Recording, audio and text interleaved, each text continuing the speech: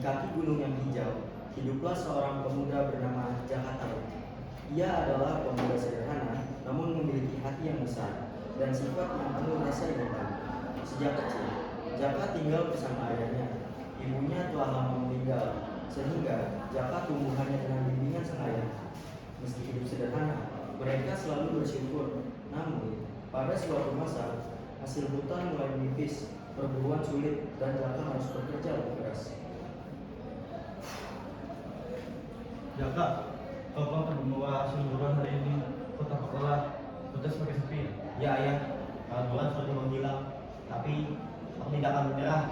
Aku akan mencari lagi lebih jauh ke dalam hutan. Jangan serang diri nak, hutan itu luas dan penuh misteri. Tapi kalau kau ingin pergi, bawalah ini. Apa itu ayah? Ini adalah jimat dari ibumu. Kata ibumu, ini membawa keberuntungan. Terima kasih ayah, aku akan lebih hati-hati lagi. Jaka Tarub berjalan menyusuri hutan. Semakin jauh ia melangkah, semakin terdengar suara alam yang asing. Suara burung-burung yang biasanya ramai, kini terasa jauh.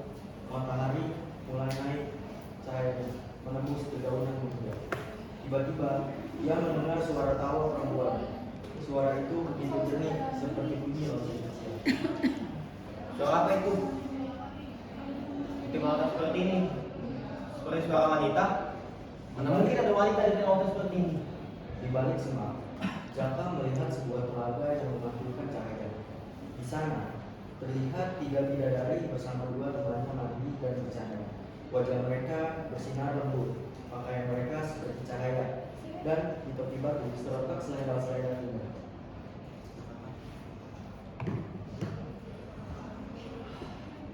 Sebenarnya hari ini tidak seperti hidup hayalan. Rasanya ini lebih segar. Aku suka dengan bumi. Tapi memang indah, tapi bumi memiliki keselamatan yang berbeda.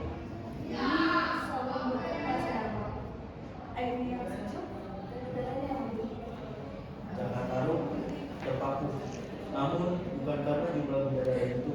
Matanya hanya tertuju pada satu, Nawang Wulan.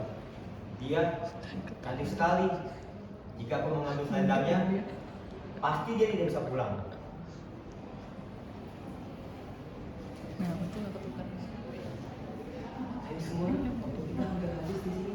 Ambil selendang kalian. Ulah, cepat kita kembali sebelum papanya tertutup. Lihat.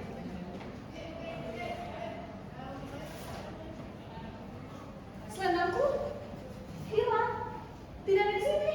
Coba cari lagi mungkin di bebatuan situ.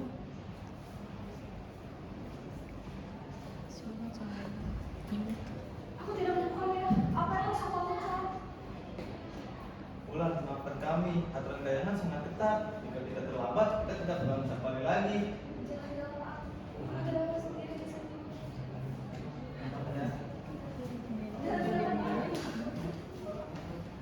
Melihat kesempatan itu, Jaka muncul dari balik pepohonan. Wahai gadis cantik, mengapa kau menangis dengan aura seperti ini? Selendangku hilang. Itu adalah satu-satunya cara untuk aku kembali ke kayangan. Sekarang aku tidak bisa pulang. Kalau boleh tahu siapa namamu? Namaku Nawangula. Aku Jakarta. Ikutlah denganku. Aku dan ayahku pasti akan merawatmu dengan baik. Aku tidak punya tempat lain. Aku akan ikut. Wulan mulai tinggal bersama keluarga dan ayahnya. Hari demi hari, ia membawa peralatan baru. Ia pandai memasak, menenun, dan merawat rumah. Bulan, kau seperti cahaya di rumah ini. Kehadiranmu membuat kita tidak merasa sendiri. Aku bersyukur ayah. Hangat rumah berasal dari hati yang baik. Tak lama kemudian, karena sering bersama, Jaka jatuh cinta pada Wulan. Ia pun melamarnya dengan tulus. Bulan, kita sudah lama bersama. Aku ingin lamamu, Bulan. Tapi aku memang bukan pria yang beruntung. Meski begitu, aku akan berusaha untuk bahagiakan kamu. Jaka,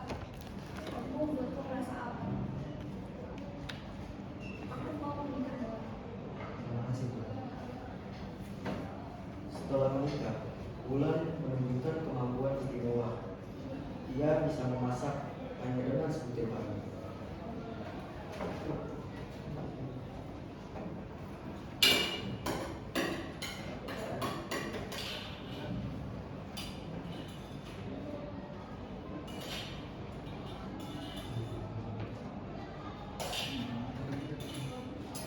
Aku di ini awal ya. Soal hubungan semakin menghilang. Aku sudah mengerti. Bagaimana lagi aku akan mencari hubungan dengan orang.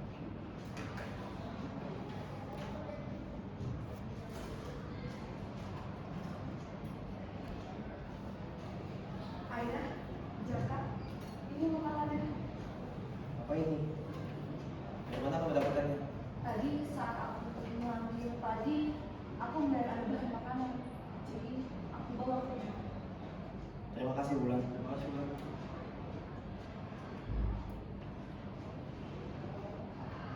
Wah, Bulan luar biasa.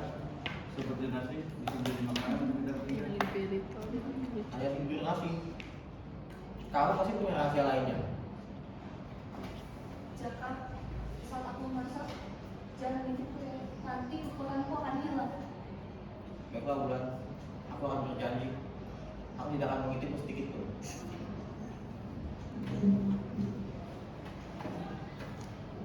Hari demi hari berlalu, namun rasa penasaran Jaka semakin besar.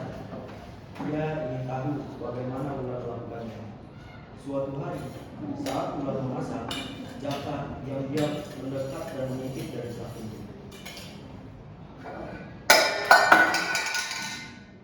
Jaka, kau mengintipku. Kau melanggar janjimu. Maafkan aku Bulan, aku hanya penasaran. Sekarang aku harus memasak nasi seperti manusia biasa. Kekuatanku hilang. Maafkan aku Bulan. Bulan, maafkan aku. Sejak saat itu, pekerjaan Bulan menjadi lebih berat. Ia terlihat lebih lelah.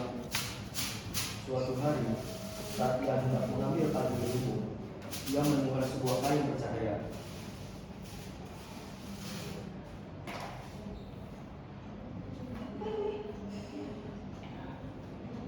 Selendangku? Kok ada di sini? Jaka, jadi kau yang menjadikan selendangku? Maafkan aku Bulan, aku tidak mau kamu pergi meninggalkanku begitu saja dan kekayaan bersama teman-temanmu itu. Jaka, cinta tidak dibangun dengan dusta. Kau telah membohongiku 2 kali. Sekarang aku harus kembali. Maafkan aku Bulan, aku berjanji Bulan tidak akan mengulanginya lagi. Jangan pergi Bulan, jangan tinggalkanku sendiri. Aku tidak bisa hidup dalam dusta, Jaka.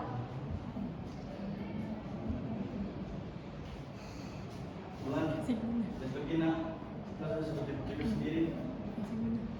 Ayah, terima kasih atas kasih sayangmu. Tapi aku harus kembali. Meski hatiku sakit. Maafkan aku. Jaka, aku mencintaimu.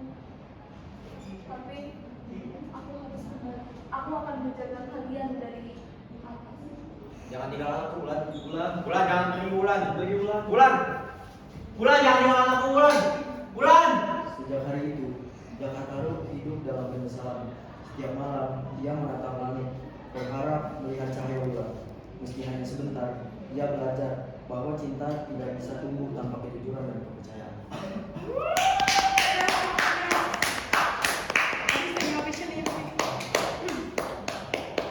Oke, tutup dulu. Buka ya. Tutup dulu. Belum. Sekian drama dari kelompok kami. Wassalamualaikum Assalamualaikum warahmatullahi wabarakatuh. Waalaikumsalam